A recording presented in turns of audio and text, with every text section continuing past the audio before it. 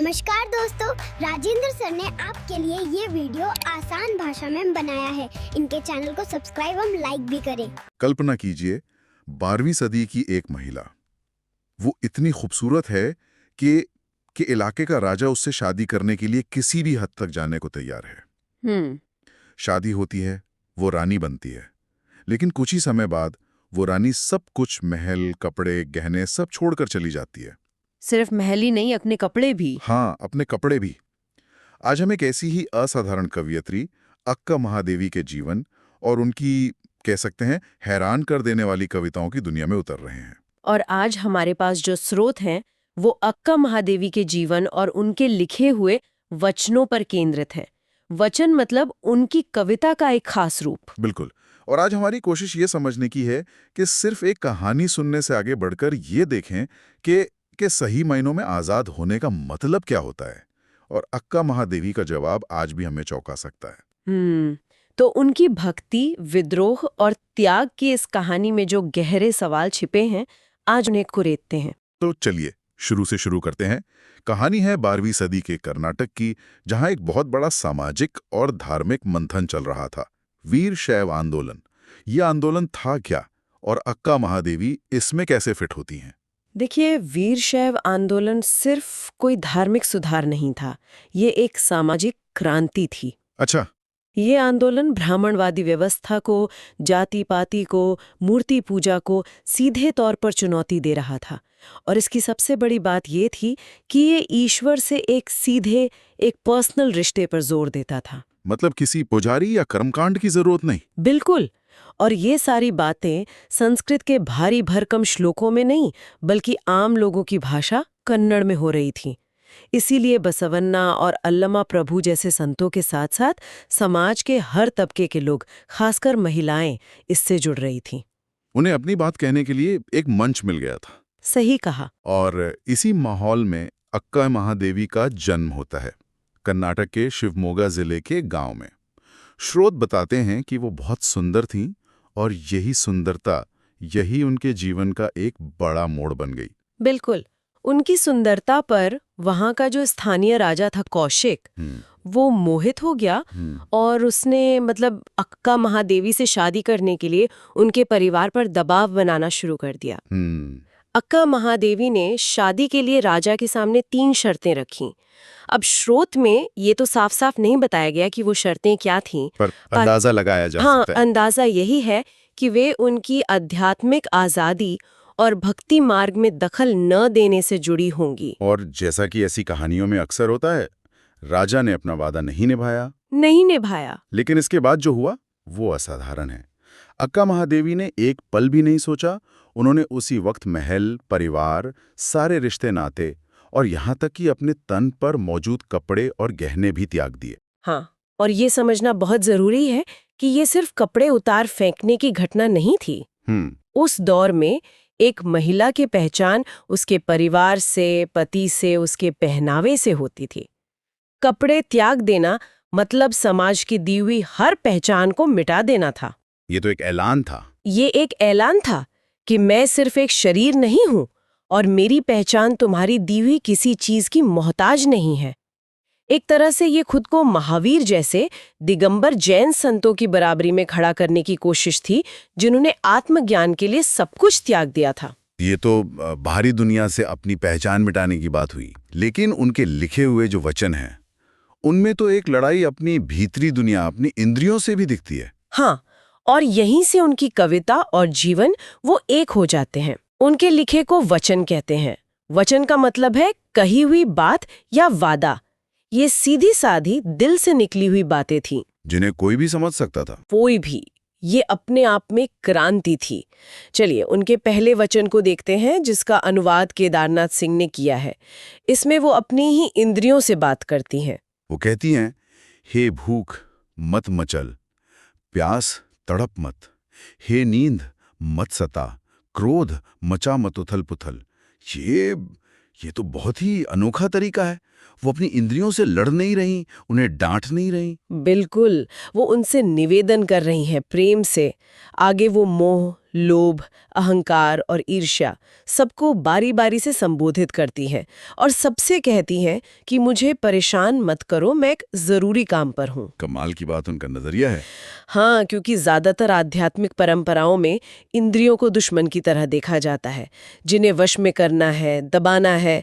अक्का महादेवी उन्हें अपना हिस्सा मानकर उनसे सहयोग मांग रही हैं। जैसे वो कह रही हूँ कि देखो हम एक ही टीम में हैं और हमारा लक्ष्य बहुत बड़ा है, तो मेरा साथ दो। बिल्कुल। में वो कहती हैं, अरे ओ चराचर मत चूक अवसर, आई हूं संदेश लेकर चन्नमल्लिकार्जुन का। चन्नमल्लिकार्जुन उनके आराध्य देव शिव का नाम है। सही पकड़ा आपने।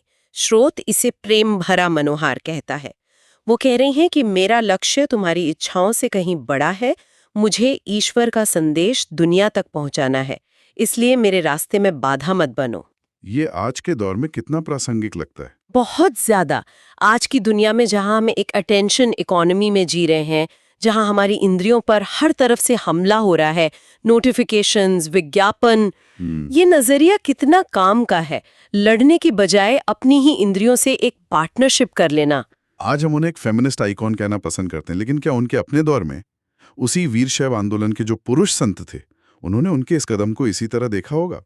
क्या उनका कपड़े त्याग देना उन लोगों के लिए भी चौंकाने वाला नहीं था?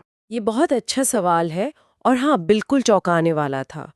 स्रोत बताते हैं कि जब वो शीशैल की गुफाओं में पहुंची, जहां आंदोलन के बड़े बड़े संत और विचारक इकट्ठे होते थे, अच्छा, तो वहां के मुख्य संत अल्लामा प्रभु ने उन्हें सभा में प्रवेश देने से पहले उनकी एक कड़ी परीक्षा ली।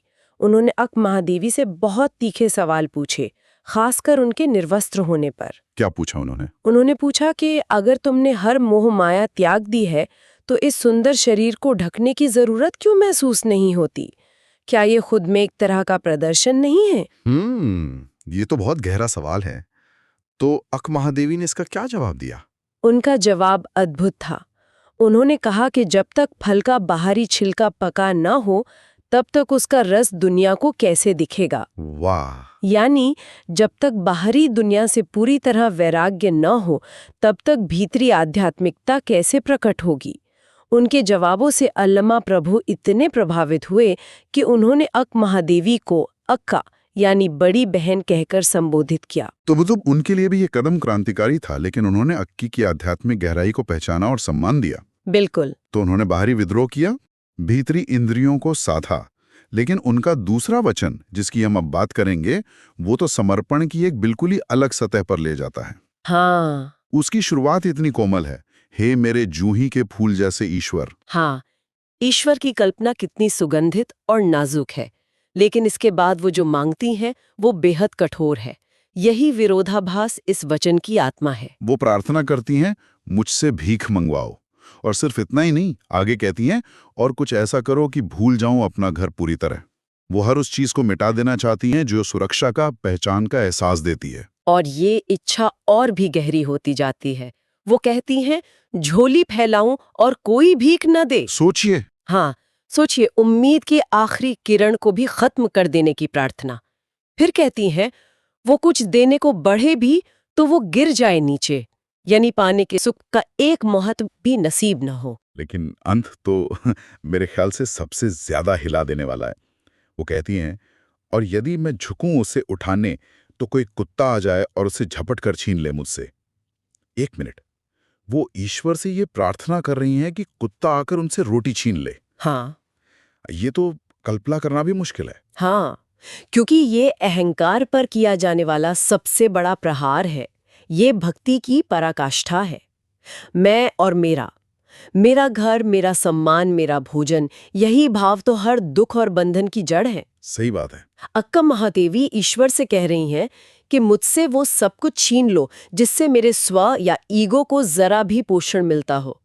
वो अपनी झोली सिर्फ भौतिक चीजों से नहीं, बल्कि अपेक्षाओं, सम्मान और मानवीय गरिमा के आखिरी टुकड़े से भी खाली कर देना चाहती हैं। सुनने में ये बहुत शक्तिशाली लगता है, लेकिन कोई आज का इंसान ये भी तो कह सकता है कि ये तो आत्मसम्मान के बिल्कुल खिलाफ है। आज तो हम एक मजबूत सेल्फ बनाने की बात करते हैं, अपनी पहचान बनाने की बात करते हैं। इस नजरिए को हम कैसे समझें? यही सबसे दिलचस्प सवाल है। ये दो एकदम विपरीत रास्ते लगते हैं। एक रास्ता है स्व को मजबूत बनाने का, उसे सजाने संवारने का, एक पर्सनल ब्रांड बनाने का, और दूसरा रास्ता है स्व को पूरी तरह मिटा देने का, शून्य हो जाने का। अक्कम महादेवी के लिए परम शक्ति शक्तिहीन होने में थी, परम स्वतंत्रता हर बंधन, यहाँ तक कि मैं के बंधन से भी मुक्त हो जाने में थी। वो कह रही हैं कि जब तक तुम्हारी झोली मैं और मेरे से भरी है, तब तक ईश्वर की कृपा उसमें कैसे आएगी? उसे खाली करना ही पड़ेगा। ये एक विरोधाभास है। वो परम स्वतंत्रता की तलाश में अपनी सारी इच्छाएं त्याग रही हैं। तो अगर हम उनके जीवन और इन दोनों वचनों को एक साथ रखकर देखें तो क्या तस्वीर उभरती है? तस्वीर एक ऐसी महिला की उभरती है जिसका जीवन ही उसका सबसे बड़ा वचन था। उन्होंने जो कहा उसे जिया। उनका विद्रोह सिर्फ बाहरी नहीं था, वो समाज से, परिवार से, राजा से और फिर अपनी इंद्रियों से और अंत में अपने अहंकार से भी विद्रोह था। वो हमें दो रास्ते दिखाती हैं। एक अपनी भीतरी दुनिया को प्यार और मनोहार से साधने का, और दूसरा बाहरी दुनिया से अपने हर लगाव को काटकर पूरी तरह समर्पित हो जाने का। स्रोत में एक सवाल उठाया गया है कि क्या अक्कम महादेवी को कन्नड़ की मीरा कहा जा सकता है? ये तुलना कितनी सही है? ये एक स्वाभाविक तुलना है। दोनों ने सामाजिक बंधनों को तोड़ा, राज परिवार को त्यागा और ईश्वर के प्रति अपनी दीवानगी को कविता में व्यक्त किया। लेकिन एक सूक्ष्म अंतर है। क्या? मीरा की भक्ति में एक माधुर्य भाव है। वो कृष्ण को प्रेमी के रूप में देखती हैं। अक्क महादेवी की भक्ति में एक दार्शनिक कठोरता है। वो ईश्वर से सिर्फ प्रेम नहीं करती, वो ईश्वर में विलीन हो जाना चाहती हैं, अपने अस्तित्व को ही मिटा देना चाहती हैं। अच्छा, तो जब हम इस पूरी चर्चा को समेटते हैं तो ये 12वीं सदी की कहानी आज हमारे लिए क्या मायने रखती है? ये कहानी हमें एक बुनियादी सवाल पर लाकर खड़ा करती है। आज की दुनिया में जहां सेल्फ एम्पावरमेंट का मतलब ज्यादा हासिल करना, अपनी पहचान को और मजबूत करना और दुनिया पर अपनी छाप छोड़ना माना जाता है, वहीं अक्का महादेवी एक बिल्कुल उल्टा रास्ता सुझाती हैं।